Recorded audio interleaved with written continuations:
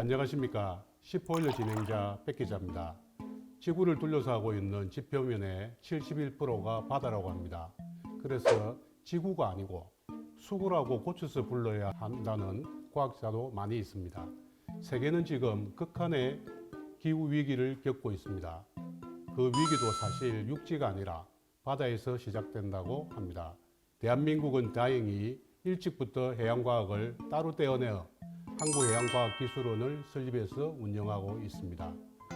올해로 벌써 50년이 됐다고 합니다. 한국해양과학기술원, 영어로는 키오스트라고 하는데 우리나라 삼면의 바다는 물론이고 남극과 북극에도 기지를 두고 있습니다. 물론 앞으로 더 많은 지원이 필요합니다만 5대양을 다닐 수 있는 해양과학 연구선도 많이 있다고 합니다.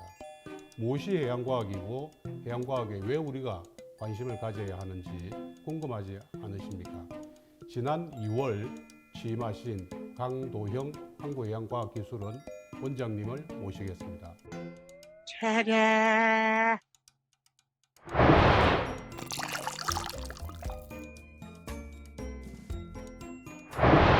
조금 늦었지만 취임을 축하드리겠습니다. 고맙습니다.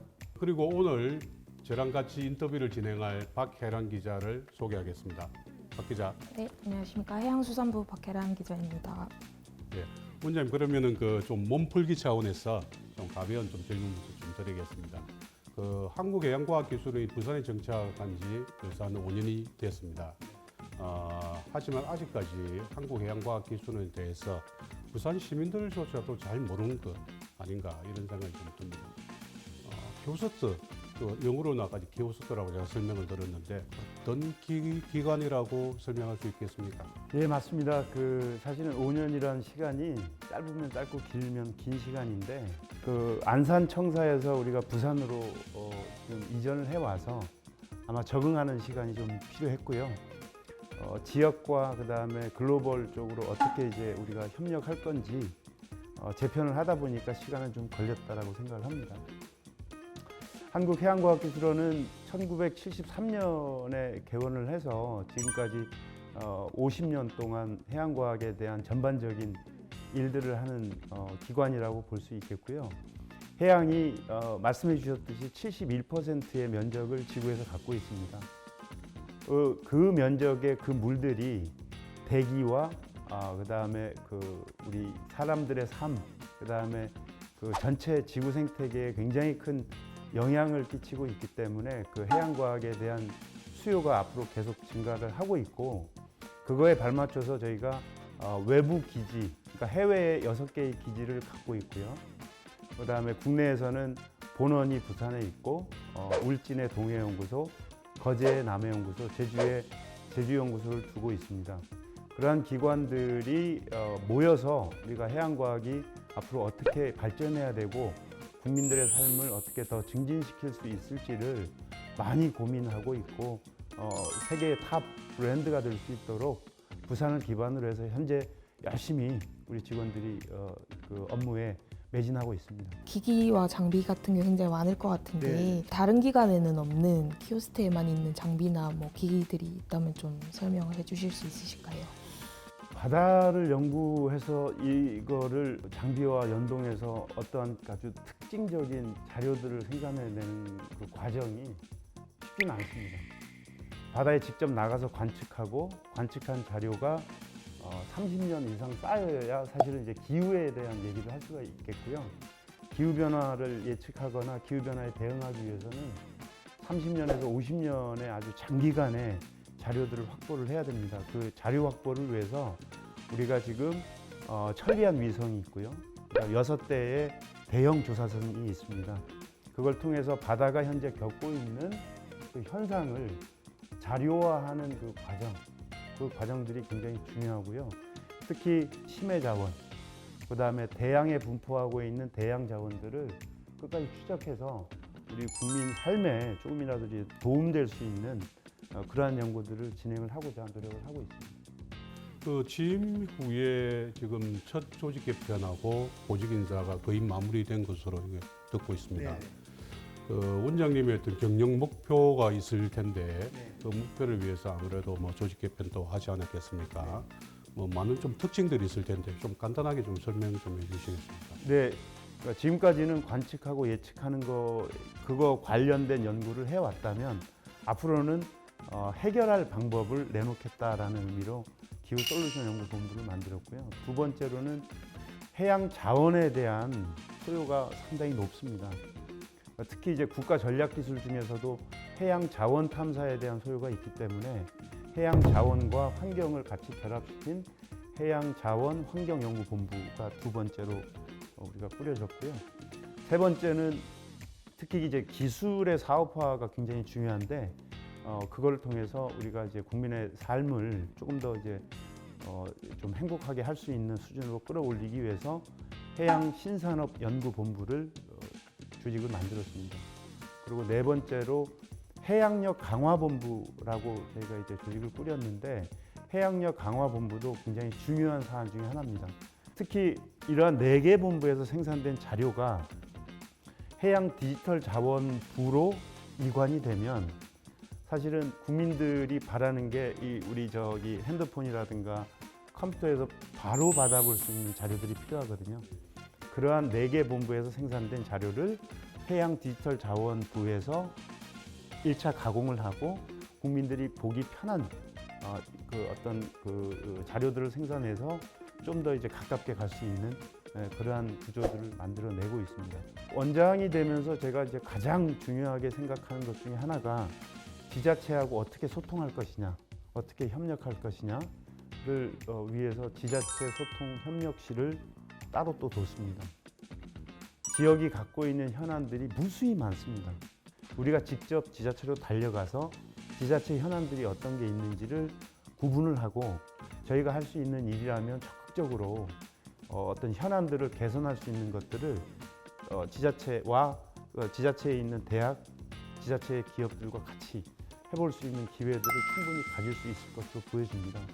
그러한 측면에서 국민의 세금으로 운영되고 있는 해양과학기술원이 지자체와 같이 협력한다는 것은 사실은 더 즐겁고 안전한 바다를 위해서도 굉장히 중요한 사안이라고 생각하고 있습니다.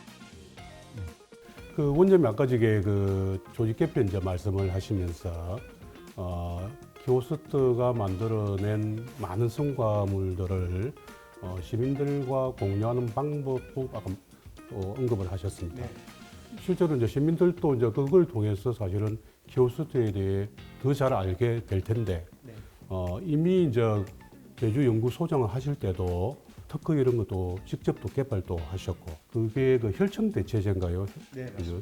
네, 혈청 대체제를 배양육 기업한테 원천 기술을 갖다 이전해 주기도 하고 네. 사실은 그런 것들이 이게 해양 과학의 제일 핵심이 아니겠는가 또 시민들과 함께 할 수 있는 또 이 공유이기도 하고 네.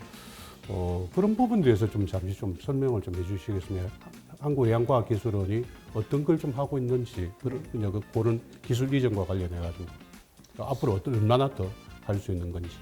그 기후 변화를 겪으면서 많은 국민들과 전문가들이 느끼고 있는 것은 육상 자원의 한계에 대한 것들을 분명히 느끼고 계십니다.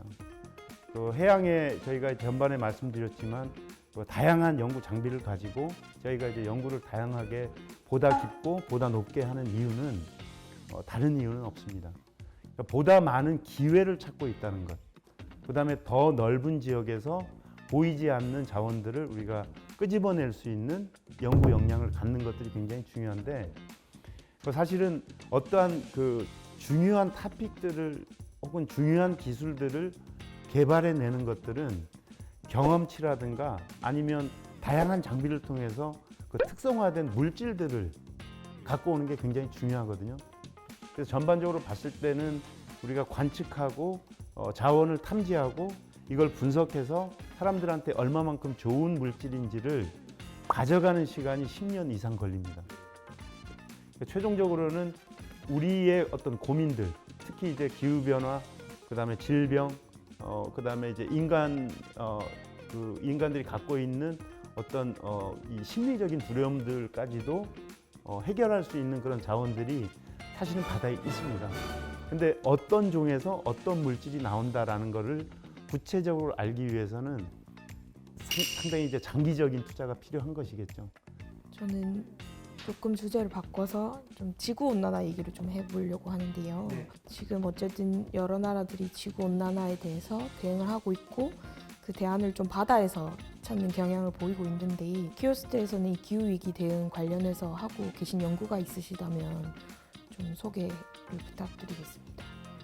그러니까 여기에서 기후가 바뀐다는 것은 특히 온도가 바뀐다는 얘기는 육상으로 공급되고 있는 수분의 양이 바뀌고 있다는 뜻이라고 볼 수 있겠습니다. 그러나 이게 30년, 40년간 누적돼 왔던 인간 활동의 결과이기 때문에 IPCC 그 6차 보고서뿐만이 아니라 굉장히 많은 그 글로벌 기관에서 경고들을 하고 있습니다. 그러니까 이산화탄소 배출량을 줄여야 된다. 이건 전 세계의 공통된 의견이기 때문에 인간 활동에 대한 이산화탄소 저감에 대한 부분들은 영향이 크기 때문에 그 영향을 줄여나가는 활동이 굉장히 중요할 것으로 보여집니다. 그 한국해양과학기술원이 올해 창립 이제 50년을 맞이하지 않습니까? 어떻게 보면은 그게 이제 대한민국 해양과학의 또 50년의 길일 수밖에 없을 텐데, 또 이제 올해 또 원정 취임을 하셨다고 합니다.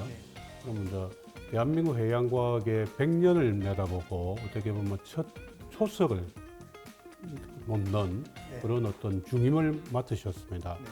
우리가 50년 뒤를 갖다가 예상하기는 지금 워낙 과학이 빨리 움직이니까 쉽지는 않겠지만은 한 10년, 20년 그 뒤에 한국의 해양과학, 바로 키오스트의 해양과학의 규모는 어떻게 될지, 그리고 지금 현재 키오스트가 또는 대한민국 해양과학이 세계에서 차지하는 비중은 좀 어느 정도인지, 그게 어떻게 달라질지 한번 좀 예단해 주시죠. 관측하고 예측하는 부분, 그다음 탐지하는 분석하는 데다가 우리가 이제 굉장히 큰 열정을 쏟았다면 앞으로는 국민과 함께 할 수 있는 부분들을 많이 개발을 해낼 예정인데요. 그다음에 예를 들어서 남극, 북극에 가서 어떠한 일이 벌어지고 있는지를 우리가 이제 과학적인 분석을 통해서 그거를 이제 분석하는 시간들이 상당히 길고 복잡 다단하다고 아까 이제 말씀을 드렸었는데, 그러한 과정들이 있어 왔던 거를 말씀드렸듯이 임무중심형 조직 개편을 통해서 공유할 수 있고, 그다음에 경제적으로 공유할 수 있고 사회적인 책임을 질 수 있는 이 플랫폼으로 성장해 나가고자 합니다. 앞으로 50년은 그러한 문제점들을 해결해 나가고자 하는 전략들이 더욱 구체화되는 50년이라고 볼 수 있겠습니다. 그래서 제가 봤을 때는 훨씬 에너지 높고 훨씬 성과가 더 높아진 기관의 미래상을 볼 수 있을 것으로 좀 생각을 하고요. 특히 이제 10년 뒤, 20년 뒤에는 저희가 해외 기관을 더 확대할 예정입니다. 해외 공동연구센터를 더 확대할 예정이고, 각 분원, 지역 분원의 역할들을 더 구체화시켜서 지역과 소통하고 글로벌하고 소통할 수 있는 그러한 구조들이 만들어질 수 있을 것이라고 보여집니다.